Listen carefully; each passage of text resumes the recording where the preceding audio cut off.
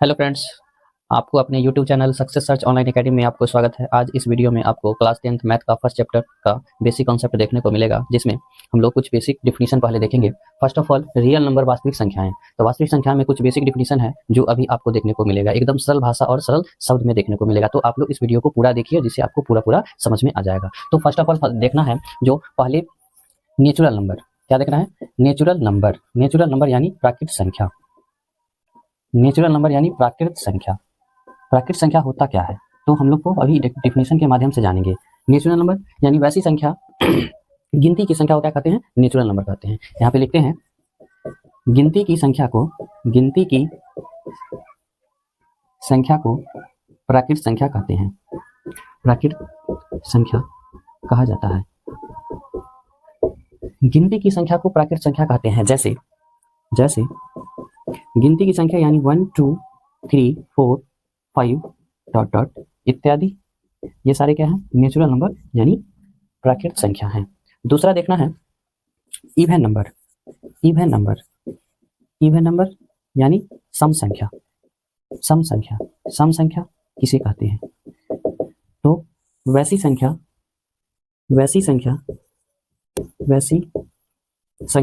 जो 2 से पूर्णतः विभाजित हो जाए,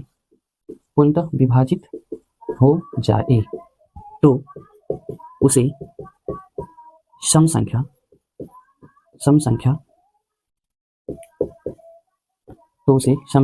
कहते हैं। वैसी संख्या जो 2 से पूर्णतः विभाजित होने का मतलब जो 2 से पूरा विभाजित हो जाए, उसमें डिवाइड करने पर एक भी शेषफल न बचे, कहने का मतलब सो यानी वैसी संख्या जो 2 से पूर्णतः विभाजित हो जाए, उसे क्या कहते हैं? सम संख्या कहते हैं। जैसे 2 4 6 8 10 12 इत्यादि, ये सारा संख्या क्या है? सम संख्या है। इस सारा संख्या में अगर 2 से हम डिवाइड करते हैं तो यह सारा संख्या 2 से पूर्णतः डिविजिबल हो जाती है। इसमें एक भी रिमाइंडर नहीं बचता है, रिमाइंडर 0 होता है, तो वह संख्या सम संख्या होती है। जैसे इसमें एक पॉइंट नोट करके लिखेंगे, वह बड़ी से बड़ी संख्या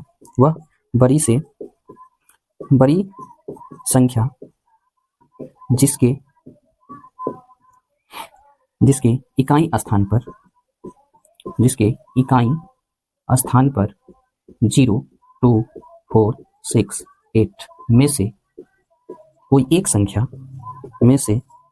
कोई एक संख्या हो, तो वह संख्या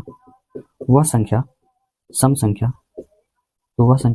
संख्या होता है। ठीक है, वह संख्या क्या होती है? सम संख्या होती है। जिसके इकाई पर, जैसे अगर हम बड़ी संख्या एक ले लेते हैं, ये संख्या, इसमें देखते हैं जो यह इकाई स्थान पर कितना है? 6 है। हम क्या बोले? 0 2 4 6 8 में से कोई एक हो, या 5 संख्या में से कोई एक संख्या अगर इकाई स्थान पर है, तो वह पूरा संख्या सम संख्या होती है। ये टोटल क्या हो जाएगा? सम संख्या। उसके बाद नेक्स्ट आपका लास्ट में क्या है? इकाई स्थान पर 0 है, यानी यह पूरा संख्या सम संख्या है। यह पूरा संख्या क्या है? इकाई स्थान पर यह 5 संख्या में से कोई एक संख्या अगर है, तो वह संख्या क्या कहलाता है? सम संख्या कहलाता है। यह क्या है? सम संख्या है। तो इसमें इत्यादि हम कर सकते हैं।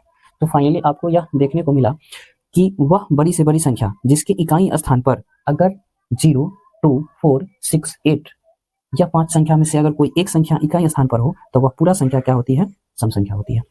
फिर यहाँ पे लिखा जा रहा है यह बहुत बड़ी संख्या है, और यह बड़ी संख्या के देखते हैं इकाई स्थान पर क्या है? इकाई स्थान पर 0 है। तो अगर इकाई स्थान पर 0 होगी, तो वह संख्या क्या होता है? सम संख्या होता है। यहाँ पे देख रहे हैं यह भी इकाई, दहाई, सैकड़ा, हजार, 10,000, लाख, 10 लाख, करोड़। ठीक है, तो यहाँ पे देख रहे हैं यह इकाई स्थान पर क्या है? 8 है। अगर यह पूरा संख्या क्या कहलाएगा? सम संख्या कहलाएगा। ओके, तो अब इसके आगे हम लोग देखते हैं, इवन नंबर हो गया। अब इसके आगे हम देखेंगे ओड नंबर। क्या देखेंगे? Odd number. तो देखते हैं नेक्स्ट, थर्ड में देखना है ओड नंबर। ओड नंबर यानी विषम संख्या। विषम संख्या क्या होती है? विषम संख्या, तो इसमें क्या है? इसमें देखना है वैसी संख्या जो 2 से पूर्णतः विभाजित न हो, तो उसे विषम संख्या कहते हैं। जैसे विषम संख्या 1, 3, 5, 7, 9, 11, 13, 15, यह जो भी संख्या है, यह संख्या 2 से डिविजिबल नहीं है। जो संख्या 2 से विभाजित नहीं होती है वह संख्या विषम संख्या कहलाता है। तो यहाँ पे हम देख रहे हैं ये सारा संख्या क्या है, 2 से विभाजित नहीं होती, यह सारा संख्या विषम संख्या होगी। जैसे एग्जाम्पल तो ऊपर लिखा चुका है। अब देखते हैं नेक्स्ट, विषम संख्या के बाद इसमें एक पॉइंट नोट करके हम लोग लिखेंगे। एक पॉइंट नोट करके लिखना है, वह बड़ी से बड़ी संख्या, वह बड़ी से बड़ी संख्या जिसके इकाई स्थान पर 1,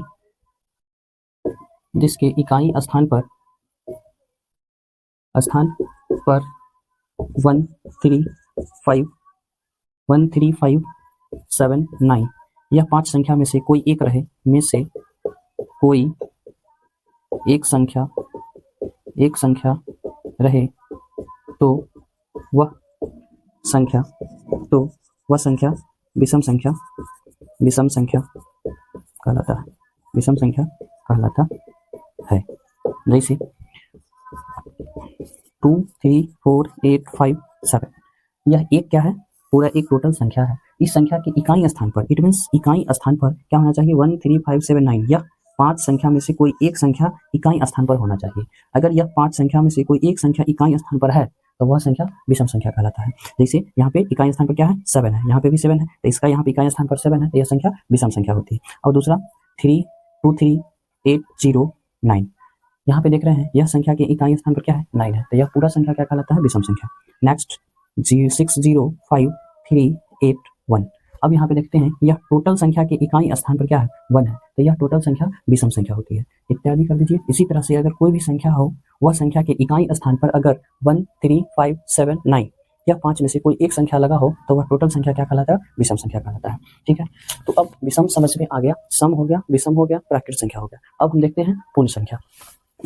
पूर्ण संख्या क्या है, प्राकृत संख्या से रिलेटेड है। पूर्ण संख्या यानी होल नंबर। होल नंबर क्या है, तो पूर्ण संख्या। पूर्ण संख्या किसे कहते हैं, तो वैसी संख्या, पूर्ण संख्या गिनती की संख्या में शून्य को शामिल करने से, गिनती की संख्या में शून्य को शामिल करने से जो संख्या का समूह बनता है, जो संख्या का समूह बनता है तो उसे पूर्ण संख्या कहते हैं, तो उसे पूर्ण संख्या कहते हैं। अब इससे पहले हम पढ़े हैं प्राकृत संख्या। प्राकृत संख्या क्या होती है, तो गिनती की संख्या को प्राकृत संख्या कहते हैं, उसी से रिलेटेड है पूर्ण संख्या।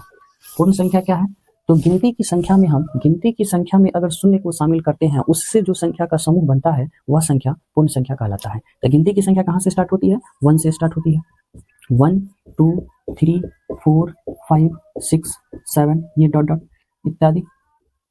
अब इस संख्या के समूह में क्या कहता है शामिल करने के लिए, 0 को शामिल कर देते हैं। इससे जो अब समूह बन गया, इस समूह को क्या कहते हैं, होल नंबर यानी पूर्ण संख्या कहा जाता है। गिनती की संख्या में शून्य को शामिल करने से जो संख्या का समूह बनता है, इस समूह को पूर्ण संख्या कहते हैं।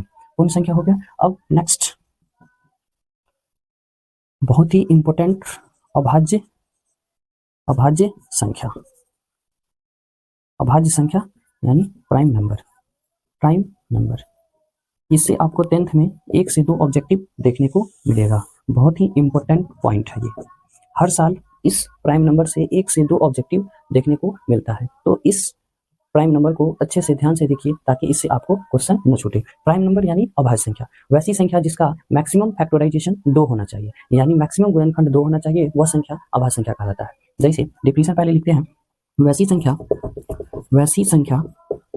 संख्या जो 1 इट मीन्स एक से और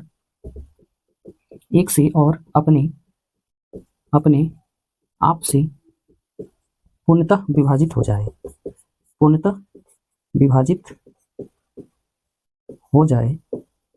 जाए तो उसे, वैसी संख्या जो 1 से एक से और अपने आप से पूर्णतः विभाजित हो जाए तो उसे अभाज्य संख्या अभाज्य संख्या यानी प्राइम नंबर कहा जाता है। प्राइम नंबर कहा जाता है। जैसे 2, 3, 5, 7, 11, 13, 17, 19, इसी तरह यह बढ़ते जाता है। ठीक है, यानी डिफिनेशन में ही पूरा क्लियर है। जे वैसी संख्या जो एक से कटे और अपने आप से कटे वह संख्या अभाज्य संख्या होती है। नोट करके लिखेंगे जे सबसे छोटी अभाज्य संख्या 2 होती है।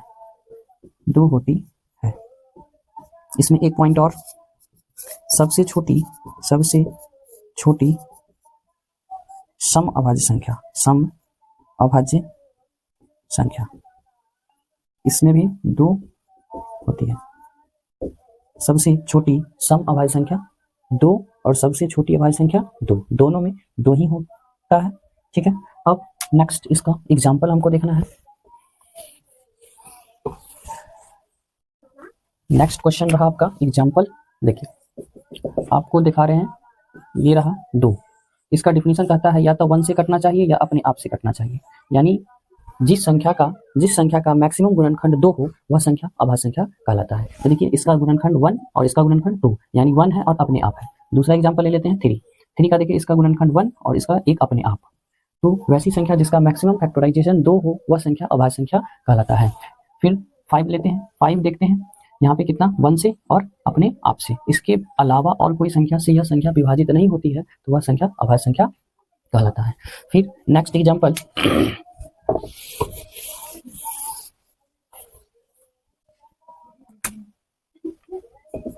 15 लेते हैं। 15 में देखिए 1 से पूरा डिविजिबल हो जाएगा, 3 से डिविजिबल हो जाएगा, 5 से डिविजिबल हो जाएगा, उसके बाद 15 से डिविजिबल होता है। तो इसमें देख रहे हैं जो 1 से और 2 से ज्यादा गुणनखंड है। कितना गुणनखंड है, 1, 2, 3, 4, यानी इस संख्या का 4 गुणनखंड है, इसीलिए यह संख्या अभाज्य संख्या नहीं है। अभाज्य संख्या नहीं है। जिस संख्या के मैक्सिमम 2 गुणनखंड होगा वह संख्या अभाज्य संख्या कहलाता है। अभाज्य संख्या कहलाता है। जिस संख्या के 2 से ज्यादा गुणनखंड है वह संख्या अभाज्य संख्या नहीं होता है। एक और एग्जांपल 23। तो 23 में देखते हैं यह 1 से और अपने आप से पूर्णतः विभाजित हो जाए वह संख्या अभाज्य संख्या होता है। तो इसका मैक्सिमम गुणनखंड 2 है, इसीलिए यह संख्या अभाज्य संख्या होता है। नेक्स्ट आपको अब समझ में आ गया होगा 105। इसमें देखते हैं 1 से तो कटेगा ही, इसका गुणनखंड 1 हो गया। यह 3 से भी पूर्णतः विभाजित है, यह 5 से भी पूर्णतः विभाजित है, यह 105 से भी पूर्णतः विभाजित है, यह 21 से भी पूर्णतः विभाजित है। यानी इस संख्या के 1, 2, 3, 4, 5 फैक्टर, यानी जिस संख्या के 2 से ज्यादा फैक्टर होता है वह संख्या अभाज्य संख्या नहीं होती है। तो यह संख्या अभाज्य संख्या नहीं है, अभाज्य संख्या नहीं है, अभाज्य संख्या नहीं है। जिस संख्या के मैक्सिमम 2 गुणनखंड वह संख्या अभाज्य संख्या, मैक्सिमम 2 गुणनखंड अभाज्य संख्या, मैक्सिमम 2 गुणनखंड अभाज्य संख्या, और 2 गुणनखंड से ज्यादा गुणनखंड होगा वह संख्या अभाज्य संख्या नहीं होगा। जिस गुणनखंड में वैसी संख्या जिसके मैक्सिमम गुणनखंड 2 हो तो वह संख्या अभाज्य संख्या कहलाती है, और जिस गुणनखंड के 2 से ज्यादा गुणनखंड होगा, जिस संख्या के 2 से ज्यादा गुणनखंड हो वह संख्या अभाज्य संख्या नहीं होती है। तो फिर वह संख्या होती क्या है, तो वह संख्या भाज्य संख्या कहलाता है। यहां तक समझ में आ गया होगा। और नेक्स्ट चलते हैं। नेक्स्ट है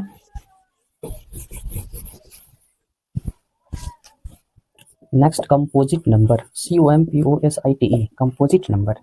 कंपोजिट नंबर इट मीन्स भाज्य संख्या, भाज्य संख्या। तो भाज्य संख्या का डेफिनेशन देखेंगे, वैसी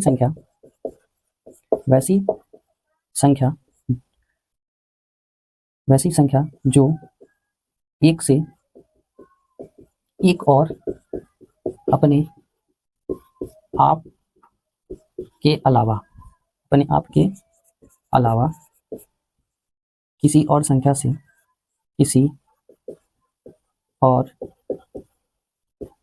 से पूर्णतः विभाजित पूर्णतः विभाजित हो जाए तो उसे भाज्य संख्या कहा जाता है। जैसे 4, 6, 8, 10, 12, 14, 16, 18, 20 इत्यादि। जिस संख्या में 2 से ज़्यादा गुणनखंड हो वह संख्या भाज्य संख्या कहलाती है। जैसे हम देख रहे हैं जो 2 से ज़्यादा गुणनखंड, जैसे हम 4 को फैक्टर तोड़ते हैं तो यह 1 से भी पूरा डिविजिबल हो जाएगा, 2 से भी डिविजिबल हो जाएगा और 4 से भी डिविजिबल होगा। यानी भाज्य संख्या होने के लिए मैक्सिमम 2 से ज़्यादा फैक्टर होना चाहिए। 2 से ज़्यादा फैक्टर देखिए यहाँ पे 2 फैक्टर तो यही हो गया और 1 फैक्टर ये है, यानी 3 फैक्टर हो गया। जिस संख्या का फैक्टर 2 से ज़्यादा हो वह संख्या भाज्य संख्या कहलाती है। वह संख्या भाज्य संख्या कंपोजिट नंबर होता है। दूसरा हम ले लेते हैं 14 में देखिए इसका 1 से डिविजिबल हो गया, 2 से डिविजिबल हो गया, उसके बाद 7 से डिविजिबल हो गया, यानी 2 से ज़्यादा फैक्टर 3 फैक्टर आ गया। यह संख्या भाज्य संख्या। जिस संख्या में 2 से ज़्यादा फैक्टर हो वह संख्या भाज्य संख्या कहलाता है। और सबसे छोटी भाज्य संख्या क्या होती है? 4 होती है। सबसे छोटी भाज्य संख्या 4 होती है। सबसे छोटी भाज्य संख्या 4 होता है। और सबसे छोटी विषम भाज्य संख्या क्या होती है? तो इसमें एक और ऐड कर लीजिए 9। क्या होती है? 9 भी है, भाज्य संख्या ही है। 9 को हम अगर चेक करें तो देखिए यह 1 से भी डिविजिबल, 3 से भी डिविजिबल और 9 से भी डिविजिबल, यानी इसका कितना फैक्टर? 3 फैक्टर। तो जिस संख्या के 2 से ज्यादा फैक्टर होता है वह संख्या भाज्य संख्या कहलाता है। तो इसमें तो 3 फैक्टर हो गया, 3 गुणनखंड हो गया, तो यह संख्या क्या कहलाएगा? भाज्य संख्या। और इसमें और एक बात और, जो सबसे छोटी विषम भाज्य संख्या 9 ही होता है। सबसे छोटी विषम भाज्य संख्या 9 ही होता है। सबसे छोटी विषम भाज्य संख्या, छोटी विषम भाज्य संख्या, सबसे छोटी विषम भाज्य संख्या 9 और सबसे छोटी समभाज्य संख्या 4। सबसे छोटी समभाज्य संख्या 4। तो सम, विषम, भाज्य, अभाज्य, इतना डेफिनेशन हम लोग जान लिए हैं। प्राकृत, पूर्ण, और इसमें अब एक बच गया है इंटीजर, इट मीन्स पूर्णांक। तो पूर्णांक के बारे में भी हम पढ़ लेते हैं। पूर्णांक क्या है? तो पूर्णांक के बारे में पढ़ने से पहले देख लेते हैं। पूर्णांक इट मीन्स इंटीजर यानी पूर्णांक। पूर्णांक में क्या है? धनात्मक संख्या और ऋणात्मक संख्या के शामिल करने से जो संख्या का समूह बनता है उस संख्या समूह को क्या कहते हैं? पूर्णांक कहते हैं। धनात्मक संख्या और ऋणात्मक संख्या के समूह को क्या कहते हैं? पूर्णांक कहा जाता है। तो यहाँ पे लिखते हैं धनात्मक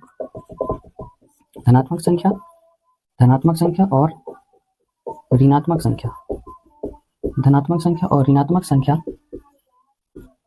के समूह को पूर्णांक कहा जाता है। पूर्णांक कहा जाता है। जैसे एग्जाम्पल आपको बता रहे हैं, लाइन डायग्राम पे बहुत ही अच्छे से समझ में आएगा। यहाँ पे ओरिजिन के राइट साइड पॉजिटिव 1 2 3 4 5 6, इसी तरह से इनफाइनाइट इधर ओरिजिन के लेफ्ट साइड नेगेटिव -1 -2 -3 -4 -5 -6, इसी तरह से यह जाएगा माइनस इनफाइनाइट तक। अब देखिए जीरो के लेफ्ट साइड में होता है, जीरो के लेफ्ट साइड में जो होता है वह नेगेटिव और जीरो के राइट साइड में होता है पॉजिटिव, जिसको बोलते हैं धनात्मक संख्या और इधर ऋणात्मक संख्या। अब देखिए ओरिजिन मूल बिंदु, ओरिजिन के राइट साइड पॉजिटिव इंटीजर और ओरिजिन के left side negative integer. Positive integer को धनात्मक संख्या कहा जाता है, नेगेटिव इंटीजर को ऋणात्मक संख्या कहता है, और यह पूरा संख्या का समूह क्या कहलाता है? पूर्णांक कहलाता है। ठीक है, तो ये भी बहुत ही इंपॉर्टेंट है, जो आपको रेशनल नंबर और इरेशनल नंबर पढ़ने में इसके द्वारा बहुत ही आसान हो जाएगी। ठीक है, तो इसको ध्यान में रखना है। तो आज के लिए बस इतना ही। आप लोग इस वीडियो को अच्छे से वॉच कर लें और इस तरह से वीडियो को देखने के लिए इस चैनल को लाइक, शेयर एंड सब्सक्राइब जरूर करें, ताकि बेल आइकन को ऑन कर लें, ताकि इससे रिलेटेड वीडियो आप तक पहुंच सके, जिससे आपको कुछ लाभ मिल सके। जय हिंद, जय भारत।